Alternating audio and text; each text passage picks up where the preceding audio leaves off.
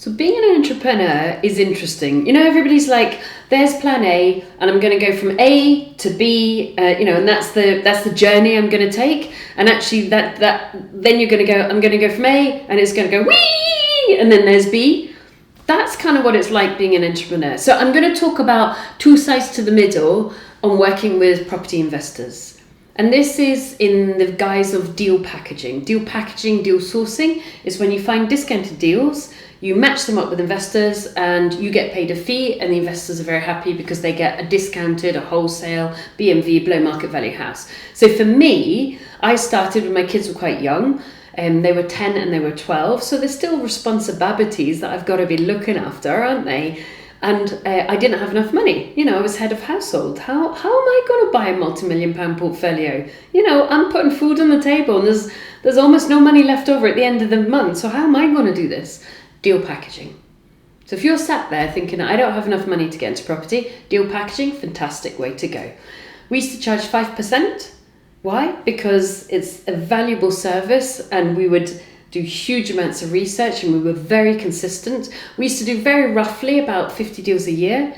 And because we did a lot of investor work, and check out some other videos that really talk that through, we used to sell about 99% of our deals within 30 to 60 seconds. Not bad, is it? So you would send out a deal release, and 30 to 60 seconds later, somebody had phoned up, they'd paid their £1,000 reservation, and a mere matter of weeks later, when the property exchanged, you got the balance. So this particular one, Washington Avenue, it was deal 37. So fairly early on, it was 89,000, and 5% of that, we got £4,450. Brilliant. That just basically went into the pot for me to buy more properties with. And to be fair, they were lovely people. It was a couple. It was so cute. They were so excited about doing this property. They came up and they kind of slept in the property, more or less on the floor, and they did quite a bit of the decoration themselves. But it's fair to say they were beginners. And it's fair to say they hadn't necessarily worked with builders before. And it's fair to say for them, this was their baby. This was super important. And we said, look, you know, this is the builder we tend to work with. We actually always work with 3 sets of builders. We've always found this guy to be great. If you want to take his details, go ahead and work with him, but it's over to you. Now, with kindness, they were very new, and there is a knack and a skill to work with beginners. With builders. Builders, they operate physically. They're physical people. They will walk off site if you annoy them too much. Good builders take great pride in their work, but you still need to kind of respect what they do. And sometimes when a person is quite a beginner, they don't understand that their throwaway comments of saying, could you just do X, Y, Z, then cost the builder 500 quid in manpower. So then when the builder comes back and says, well, this was the original price, but you asked me to do X, Y, Z, A, B, C, P, Q, R, S, so here's an additional bill, they kind of don't realise that those throwaway comments just cost them, you know, a couple of thousand quid or whatever. And this was pretty much what happened in this case. They had gone in and gone, could you just... If you ever find yourself talking to a builder going, could you just stop yourself right there? And either you need to go back and reset the business plan for this property, reset the project plan, and re-agree with a contract, a JCT contract from Minor Works, and make sure you're back on a fixed price contract, because then you're not going to have fallout between you and the builder, or understand that you've just asked the bloke, and it usually is a bloke, to do a shed load more work, and quite understandably he's going to have to charge you for it. But these guys, we'd sourced the deal, they were completely responsible for running their own refurb, and they had done the could you just about a gazillion times. So it had come to the point that the builder was getting very annoyed with the could you just, and he started to charge them, and it come to the point that they were getting very annoyed at the bill increasing but hadn't quite understood, so they just weren't communicating with each other.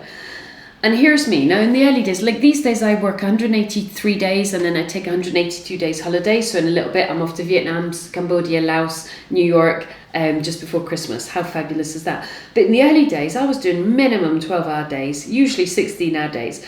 So as it happened, I had been in the office working since 4 a.m. You know, that entrepreneur hustle? I was still working at 4 p.m. and in they come storming into my office, rah, rah, rah, we're so annoyed, rah, rah, rah.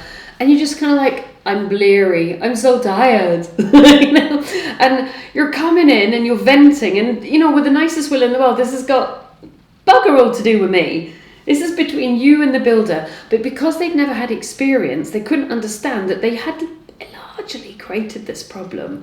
So I'm sat there kind of quite exhausted, having done a 12-hour shift already and with like 4 more hours of work still to do, just like listening to these guys, you know, vent like mad because they'd said, could you just about a gazillion times, and now quite correctly, the builder was charging them. And they could not understand that the could you just move this wall, knock that down, rebuild this, paint that, actually cost the builder money, because to them it was like, but he promised this price.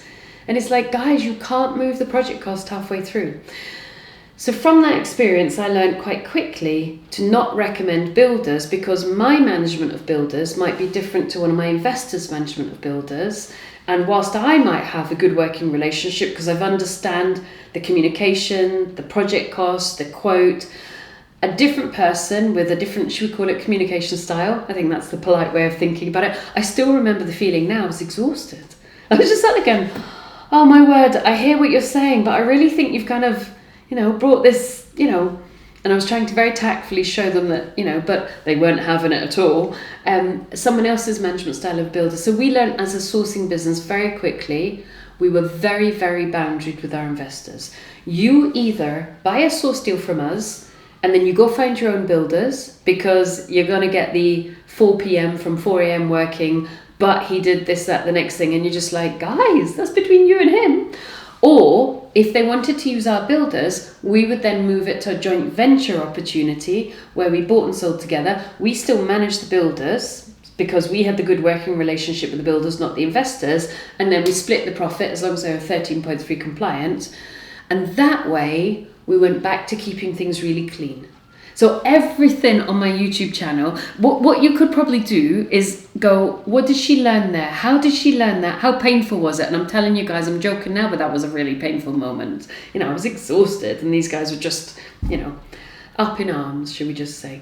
So with your investors, however lovely they are, you have got to keep very clean boundaries, because eventually you're going to have that burst into the office when you've been working for 12 hours and you're thinking, honestly, you're all adults, sort it out between you. And they're all kind of expecting you to adjudicate like some referee at a football match. So clean boundaries keep good working relationships. Either sell source deals when they go find their own builders, or if they want your relationship and your expertise and your length of service working with that builder, that is a buy to sell whereby you do all the work with the builder. So the working relationships stay the same and you share the profit. So in this one, it was a simple little source deal. We bought it for 89,000. It was worth 135, so they got a fantastic deal, and we got £4,450. But I'm going to tell you, for maybe 60 seconds, I possibly wished I hadn't gotten involved. But, you know, take the rough with the smooth, don't you? And they're lovely people. They just were a little bit panicked. And sometimes when somebody's a bit panicked or a bit frightened, it comes out fight or flight. And I got, you know, 100% wind tunnel fight. And I was like, whoa, I needed some chocolate after that. I hope that's useful. It shows you reality behind the kind of lovely bling that people talk about property. Property is an amazing business to get into. You must get into it. Just expect some speed bumps, you know, because this stuff happens. 2 things. Subscribe, like, follow, do all that stuff. Share this with a friend because they need to know the reality behind all the brilliant success stories in property. And then, or 3 things actually, hop on over to my website. It's thegoodpropertycompany.co.uk. I've got shed loads on there for you guys. There's loads of free stuff. There's loads of stuff about deal packaging. There's loads, I just write loads of brilliant stuff for you guys that you can download straight away. So that's thegoodpropertycompany.co.uk. One more thing, I know that's 3, that's 4. Do it. Do not sit there on the sidelines. Jump in, make it happen, do it. Good luck. All right. Sourcing discounted deals is how you make serious money in property. But how do you start? Free checklist. Click, link, download now.